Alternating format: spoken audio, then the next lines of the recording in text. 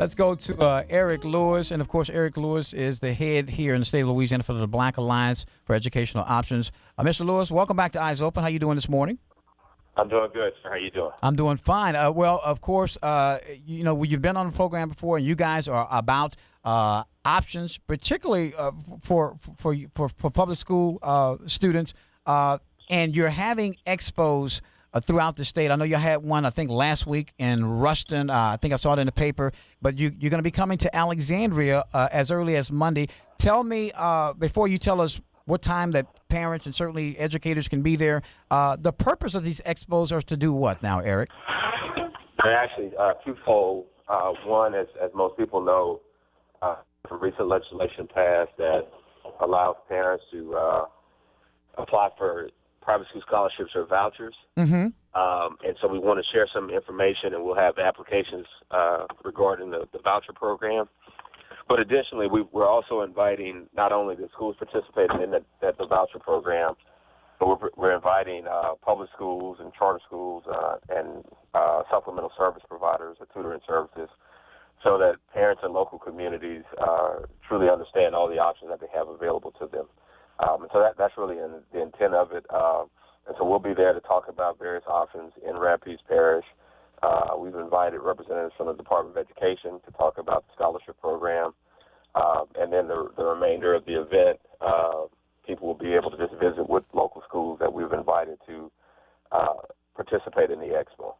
Eric, not to cut you off, I've been noticing, I think the best public school system in the state of Louisiana, certainly the school that has the only A school. I think they opted not to participate in the program. Also, I think a couple of weeks ago I saw that the Monroe School District opted not to participate in a scholarship or voucher program. Is this a concern, and is one of the reasons why many of them are opting out is because they don't have the information, or is there a lot of misinformation that is going to cost school districts? Excuse me. Well, I think there is a great deal of misinformation, okay. And it's prudent for schools and school systems to make sure that they have the right information before they make a decision like this. But I do think there's a great deal of misinformation out there. It is disappointing that some of the high-performing public schools are not participating, but it is their decision and their choice to do so. And so hopefully, as we go through this initial year with the schools that have signed on, they will find it to be successful. The performance of the kids will improve, and then hopefully that will encourage additional schools to come on board in subsequent years.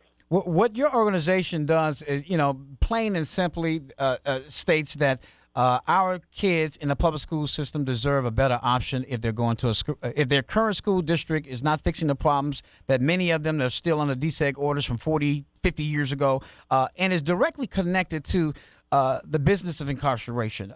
Eric, you and I have had off-air discussions, and again, you're a very eloquent speaker. You're good at what you do.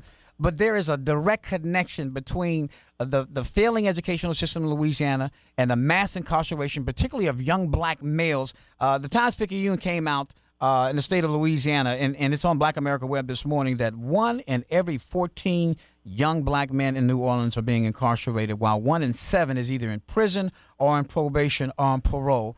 Your organization is trying to do something about this problem.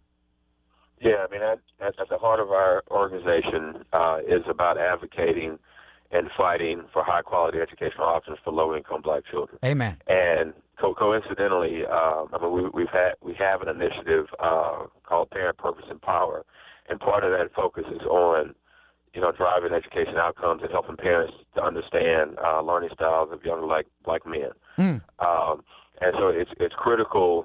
Again, as we frequently tell people, the voucher program or private schools, they're not the be-all and they're not the silver bullet. But the reality is that, as you just stated, our kids are suffering, and we've got to do something to change their trajectory, and we got to be urgent about what we're trying to do. I agree 100%. Again, folks, Eric, you're going to be here on Monday, correct? Yeah, we'll be. The event will be Monday at the Broadway Resource Center from 5 to 7. We also actually plan on being in the area, throughout the day. We have a leadership luncheon that's been planned.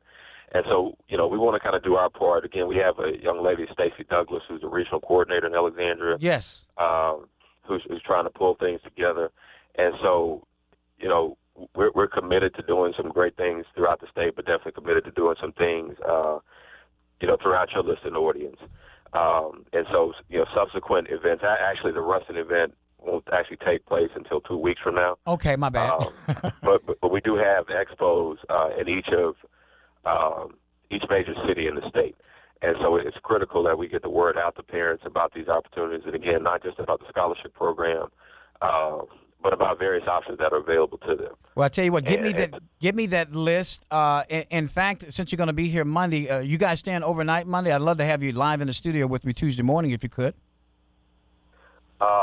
No, we were just going to be there for the day, but we can work out something where we can be live in the studio at some point. Okay, well, let's work on that. Let's talk about that because I think, again, there's a lot of misinformation. People are getting the wrong information, and if the school districts are negating the fact that they're going half-cocked, so to speak, with not getting all the facts, certainly the average Joes, the mothers, the fathers out there are definitely not getting the facts. So we're going to try to make sure that our listeners are well educated on what their options are, and hopefully you can help us do that.